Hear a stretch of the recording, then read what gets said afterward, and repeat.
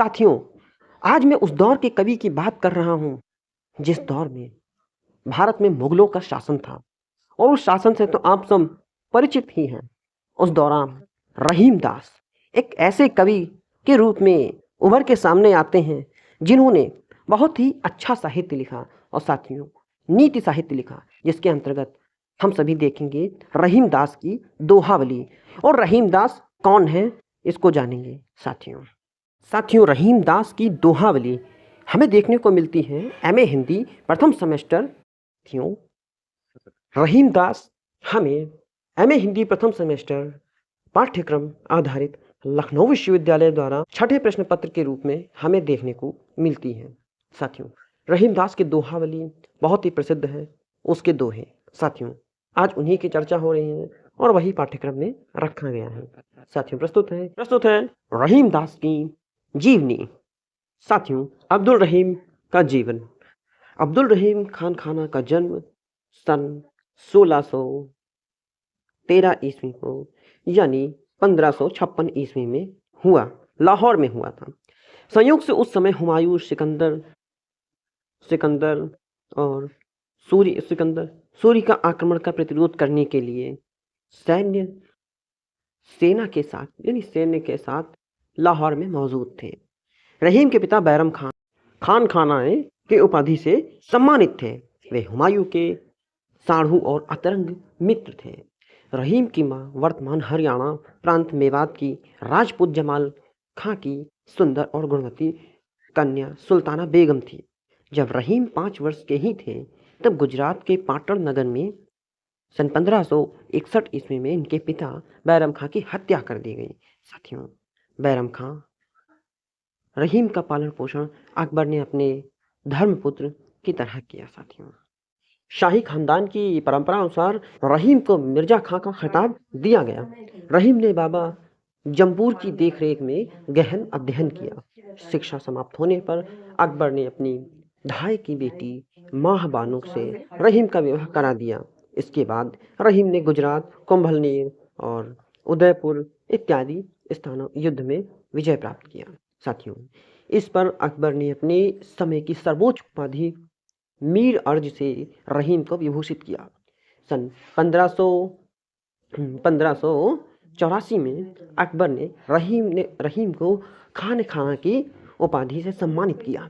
रहीम का देहांत 71 वर्ष की आयु में सन 1627 ईस्वी में हुआ।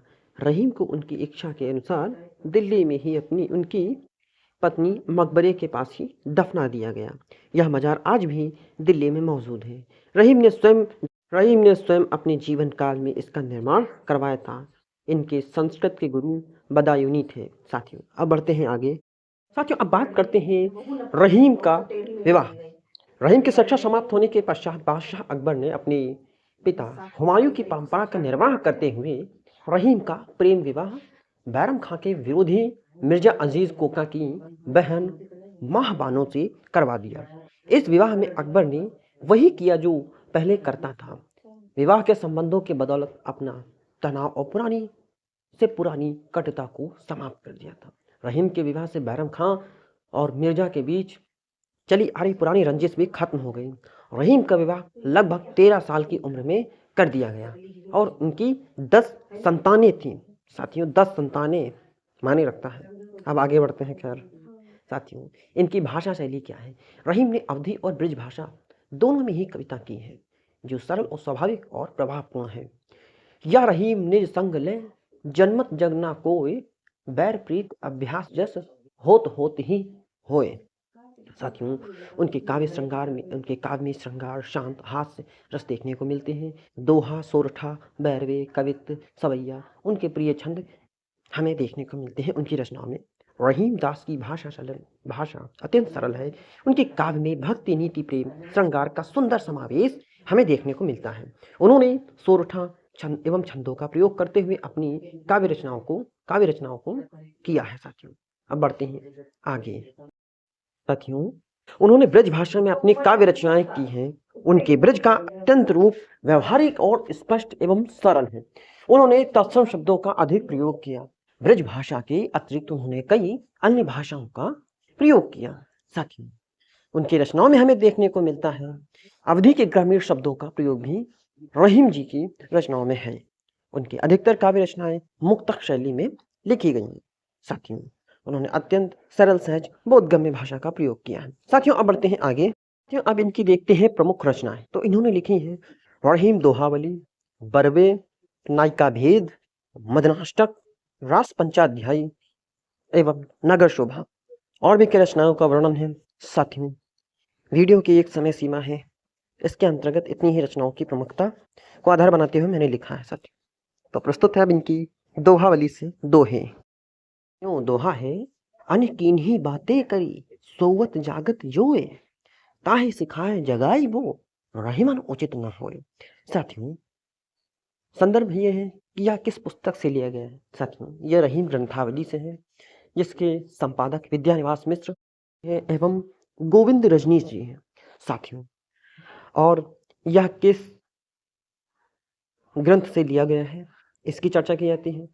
और अगर आप संदर्भ के अंतर्गत ये लिख देते हैं कि ये दोहा संख्या कौन सी है, यानी ये बात करूँ तो ये 5वां दोहा संख्या है। और इस दोहे के रचनाकार कौन है, जैसा कि हम सभी जानते हैं कि रहीम है। किस पुस्तक से लिया गया, उस पुस्तक का नाम लिखना होता है।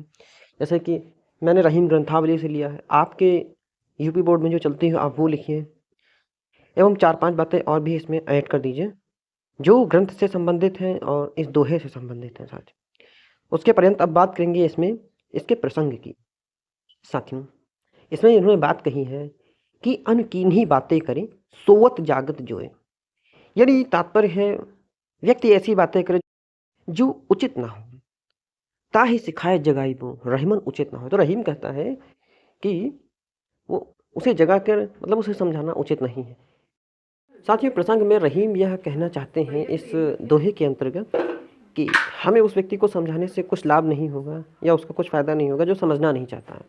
जगा के भी समझाने का कोई फ़ायदा नहीं। साथियों, अब बात करते हैं इसकी व्याख्या की। साथियों, रहीम दास का यह कहना है इस दोहे के अंतर्गत कि जो अनकीन्ही बातें करें सोवत जागत जोए, ताहि सिखाए जगाई वो रहीमन उचित ना हो।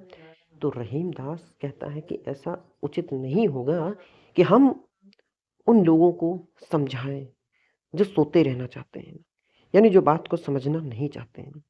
सोवत जागत जो है। साथियों, हम यहाँ रहीम के दोहों में शब्दों की संवेदना को समझेंगे। व्याख्या से तात्पर्य यह है कि जितनी भी की जाए उतनी कम है, क्योंकि गुण बहुत हैं रहीम के लेखन में। एक एक शब्द का अपना एक गुण है, उसकी विस्तृत व्याख्या यहाँ संभव नहीं है, इसलिए हम सिर्फ दोहों की संवेदना को समझेंगे। तो बात करते हैं दूसरे दोहे की। एक एक कै साधे सब सधे, सब साधे सब जाय, रहीमन मूल सिंचिबो फूले फले अघाय। साथियों, क्यों संदर्भ पूर्वत रहेगा, प्रसंग बदलेगा और व्याख्या दूसरे दोहे की है तो व्याख्या भी बदल जाएगी। साथियों, प्रसंग ये है कि एक साधे सब सधे, सब साधे सब जाए, रहीमन मूल सिंचिबो फूले फले अघाय। मतलब रहीम दास ये बात कहना चाहते हैं कि अगर आप जीवन में कुछ करना चाहते हैं, 4 कार्य को एक साथ नहीं संपन्न किया जा सकता, इसलिए उनका तात्पर्य यही है कि एक को साधो, यानी एक काम को एक समय पर करो। 4 काम एक समय पर करोगे तो आप सफल नहीं होंगे। रहीमन मूल सिंचिबो, मूल ही सिंचिबो, यानी तात्पर्य यह है कि एक में ही इतनी कि वह फूले फले, यानी कल्याणमय हो जाए सभी के लिए। साथियों, तो एक समय पर एक ही क्षेत्र में मेहनत की जा सकती है, एक ही कार्य पर मेहनत की जा सकती है, इसी को इन्होंने इसमें कहा है। सभी को नीति की बात बताई है कि एक समय पर एक ही कार्य करें, तभी वो संपन्न हो सकता है, यानी सफल हो सकता है और फूले फल हो सकता है, मतलब फूले फले अघाय। तो अब बढ़ते हैं अगले छंद की ओर, अगले दोहा की ओर। कदली सीप भुजंग मुख, स्वाति एक गुण तीन, जैसी संगति बैठिए तैसी फलदीन। साथियों, इसके प्रसंग में बात की जाए तो रहीमदास जी कहते हैं कि संगति का फल, संगति के फल पर इन्होंने चर्चा की है। कदली सीप और भुजंग पर का इन्होंने उपमान दिया है और स्वाति नक्षत्र में होने वाली वर्षा को इन्होंने बताया है कि स्वाति नक्षत्र में जब वर्षा होती है तो कदली सीप भुजंग मुखी, तीनों का गुण अलग अलग होता है, तीनों का विकास इसमें कदली मतलब केला का विकास होता है, उस दौरान केला विकसित होता है, यानी केला बढ़ता है। तो इन्होंने तीनों का उपमाएँ दी हैं, तो किसकी कैसी संगति है और एक ही नक्षत्र में, एक ही शिक्षक के पास कितने विद्यार्थी शिक्षा लेते हैं और समाज में अपनी अलग अलग भूमिका निभाते हैं। आप इस उदाहरण से बहुत अच्छी तरह से समझ सकते हैं साथियों। अब इसकी व्याख्या प्रस्तुत है साथियों। व्याख्या यह है कि रहीमदास का यह कहना है कि हमें ऐसे कि हम जैसे एक शिक्षक की संगति में अगर रहते हैं, यानी अच्छे व्यक्ति की संगति में रहते हैं, तो हमारे गुण नहीं बदलते। और साथियों, अब बुरे संगत में बैठते हैं तो संगति हमें बुरा बना देती है। यानी एक शिक्षक के कई विद्यार्थी होते हैं और समाज में अपनी अपनी भूमिका अदा करते हैं। तो इन्होंने 3 चीज़ों के द्वारा बताया। 3 नक्षत्र में जब वर्षा होती है साथियों, केले पर जब वह बूंद पड़ती है पानी की बादल से, तब केले की फसल का निर्माण होता है। यही तरह सीप पर जब वर्षा की बूंद पड़ती है जो समुद्र के किनारे पाए जाते हैं, तो उसमें मोती का निर्माण होता है। ये बूंद जब सांप पर पड़ती है, यानी सांप पीता है, उसके मुख में जाती है, तो वह जहर बन जाती है साथियों। तो उसमें जहर ग्रंथि, उसमें उसका निर्माण होता है साथियों। तो एक गुण से 3 जगह निर्माण हो रहा है। यानी एक शिक्षक जब शिक्षा देता है, तब अलग अलग समाज में लोग भूमिका निभाते हैं साथियों। अब बात करते हैं अगले दोहे की। रहीम कह रहीम या जगत ते, प्रीत गई दे टेर, रह रहीम नर नीच में, स्वार्थ स्वार्थ हेर। यानी इनके प्रसंग, अब इसमें प्रसंग ये कहा जाएगा कि रहीम आज के समय में कितने प्रासंगिक हैं, इनके इस दोहे से पता चलता है। यानी मनुष्य अब स्वार्थ का हो गया है। प्रीत यानी प्रेम के संबंध नहीं, स्वार्थ के संबंध हो गए हैं। इस पर इन्होंने कहा है कि जगत में अब सीधे अब संसार में स्वार्थ के संबंध हैं, पर इन्होंने चर्चा की है। हम ऐसा लिख सकते हैं प्रसंग में। साथियों, व्याख्या की बात की जाए तो कही रहीम यह जगत ते, यानी संसार से, लोगों से यह कह रहे हैं रहीम कि प्रीत गई दे टेर, अब प्रीत चली गई है। संसार में लोग अब स्वार्थ के ही हो गए हैं साथियों। इन्होंने कहा है कि मनुष्य अब नीच हो गया है। यानी कही रहीम या जगत ते, संसार से कहते हैं कि प्रीत गई दे टेर, मतलब प्रीत नहीं है, टेर हो गई, चली गई। रहे रहीम नर नीच में, तो रही रहीम मतलब कहते हैं कि लोगों में, अब इंसानों में अब प्रीत नहीं बची है, जो अब स्वार्थ ही बचा है साथियों। अब बढ़ते हैं अगले छंद की ओर, दोहे की ओर। कही रहीम संपत्ति सगे, बनत बहु बहुरीत, विपत्ति कसौटी जे कसे, ते ही साचे मीत। तात्पर्य प्रसंग में बताता हूँ साथियों। रहीम कहते हैं कि संपत्ति के सभी सगे हैं, यानी जब आपके पास पैसा होता है तो पैसे वाले की कद्र सभी करते हैं। जिनके पास पैसा नहीं होता है उनके कोई मित्र नहीं होते हैं, इसके अंतर्गत ये कही है। और कसौटी कसने की बात कही है कि अगर संपत्ति नहीं है तो देखते हैं आपके कितने मित्र हैं, उसको कसौटी पे इन्होंने कसा है और बताया है कि संपत्ति के सगे वाले ही सब कोई है, किसी का कोई मित्र नहीं है जो गरीब है साथियों। तो कही रहीम संपत्ति सगे, संपत्ति के सभी सगे हैं साथियों। और बहु बनत बहुरीत, बहु बनत बहु बहुरीत, सबसे आपसे बहुत संबंध जुड़ जाएंगे, आपके आस पड़ोस बहुत लोग आपके पास आ जाएंगे। विपत्ति कसौटी जगह से, विपत्ति में कसौटी पे वही कसता है जो सच्चा मीत होता है, जो संपत्ति से आपसे प्रेम नहीं करता, आपसे प्रेम करता है साथियों। तो इसी की इन्होंने इसमें चर्चा की है साथियों। आप बढ़ते हैं अगले छंद की ओर। जैसा कि मैंने कहा कि इसकी संवेदना अगर दोहों की समझ गए तो आप व्याख्या स्वयं कर देंगे। जैसे कि मैंने कहा ना कि कही रहीम संपत्ति सगे, संपत्ति के सगे सभी कोई है, रहीम का ऐसा कहना है।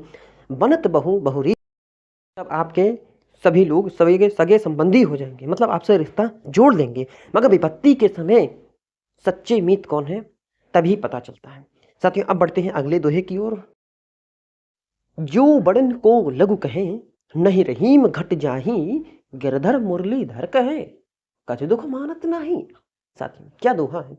इसका प्रसंग ये है कि अगर हम किसी बड़े को छोटा कह दें तो इसमें कोई खराब बात नहीं है, या कोई किसी से घट नहीं जाता है साथियों। इस पर ही रहीम दास ने कहा है कि इसमें कोई बुरी बात नहीं है, कोई दुख मानने की बात नहीं है कि कोई बड़ा है, अगर कोई कहा अरे ये तो हमारे अरे भाई छोटे आदमी क्या जाने भाई, किसी को बुरा कहे, कोई बुरा मानने की बात नहीं है, चाहे जितना आपसे गुणों में बड़ा है। तो अगर कोई कह देता है अरे भाई ये तो हम क्या जाने भाई, कि आवेश में अहंकार में उसने कह दिया कि ये भाई इनको कुछ आता जाता भी है, तो भाई बुरा मानने की कोई बात नहीं है। इसी तरह इन्होंने कहा उदाहरण देकर कि गिरधर मुरलीधर कहे कछ दुख मानत नहीं। अगर गिरधर को, यानी अगर जो पहाड़ उठाने वाले भगवान श्री कृष्ण को अगर कोई कह दे कि बंसी बजैया है, तो इसमें बुरी बात नहीं है, क्योंकि उन्होंने बांसुरी भी बजाई है। मगर अगर छोटा कह दे मुरलीधर, एक एक चुमनिया पर पहाड़ धारण करने वाले कृष्ण को मुरलीधर कह दें, तो कोई छोटी बात नहीं है, या कोई गलत बात नहीं, दुख की बात नहीं है।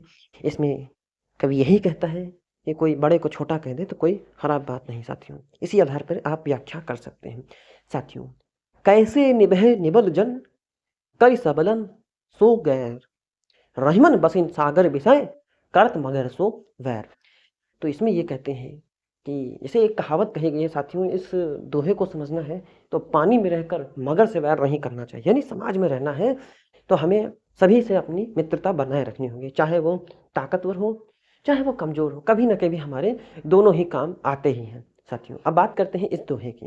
कैसे निभे निबल जन, कैसे निबल से यानी कमज़ोर व्यक्ति से निभेगी, कई सबलन सो गैर।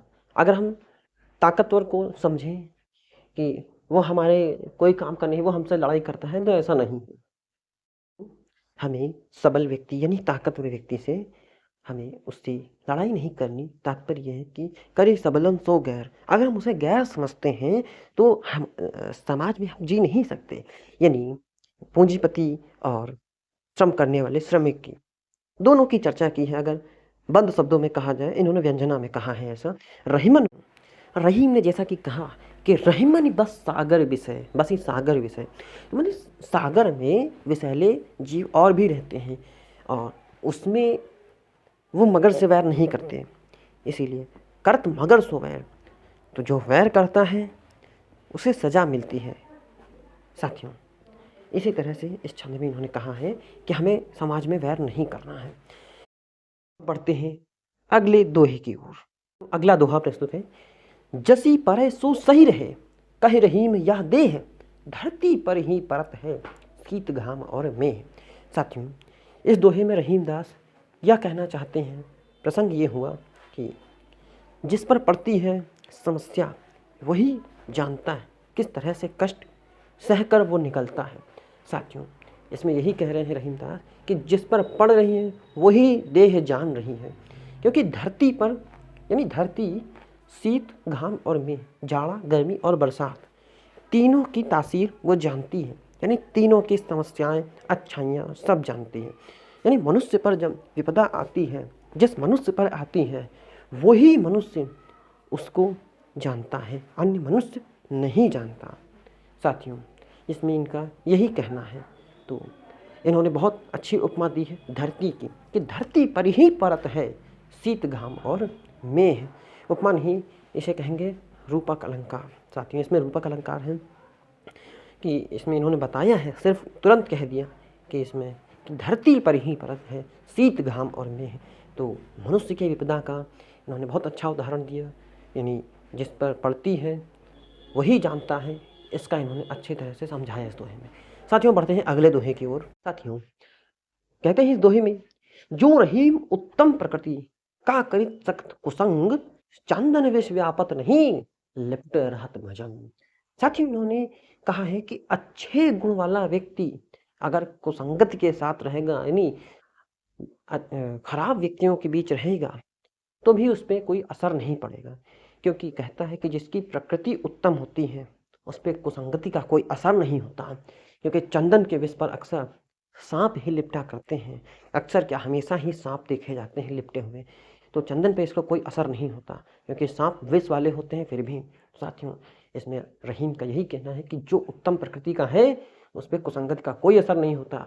और हमने उदाहरण दिया है कि चंदन विष व्यापत नहीं, तो चंदन पे विष का कोई असर नहीं होता, कितने भी विषैले सांप उस पर लिपट जाएं। साथियों, इसीलिए कहा जाए कितना ही खराब समाज में व्यक्ति चला जाए उत्तम प्रकृति का, उस पर कोई असर नहीं होगा। साथियों, अब प्रस्तुत है अगला दोहा। जो रहीम गति दीप की सुत सपूत की सोए, बड़े उजेरों ते ही रहे, गए अंधेरों होए। साथियों, तो इसमें इनका कहने का तात्पर्य यह है कि जो अच्छा पुत्र है यानी सपूत है, उसकी गति जो है दीपक के समान है। साथियों, वो पैदा हुआ, बड़ा हुआ और उसके कार्यकलापों से वह अपनी जीवन में सभी का नाम रोशन करता है, परिवार वालों का। तो उन्होंने उदाहरण दिया कि बड़े उजेरों होए। उजेरों होए से मतलब यह है कि अपने परिवार का नाम रोशन करता है। और कपूत क्या होता है कि परिवार का नाम डुबा देता है। तो गए अंधेरों होए, तो उसके जाने पर अंधेरा हो जाता है। आपने अगले छंद की ओर, दोहे की ओर, रहमन विपदा हूँ भली, जो थोड़े दिन होए, हित अनहित या जगत में, जानी परत सब कोय। साथियों, तो विपदा जो आती है थोड़े दिन की होती, थोड़े दिन बाद वह चली जाती है। हित अनहित या जगत में, हित और अनहित तो जगत में है ही, जानी परत सब कोय। साथियों, इससे परिचित होने के लिए मनुष्य पर विपदा आती है, इसलिए वो थोड़े दिन बाद चली जाती है। रहीम यही कहते हैं और बने रहे। साथियों, उम्मीद है कि इसमें से कोई 2-3 दोहे अवश्य आएंगे एग्जाम में। साथियों, इसलिए एक बार अवश्य देखें मेरा वीडियो। बहुत बहुत धन्यवाद।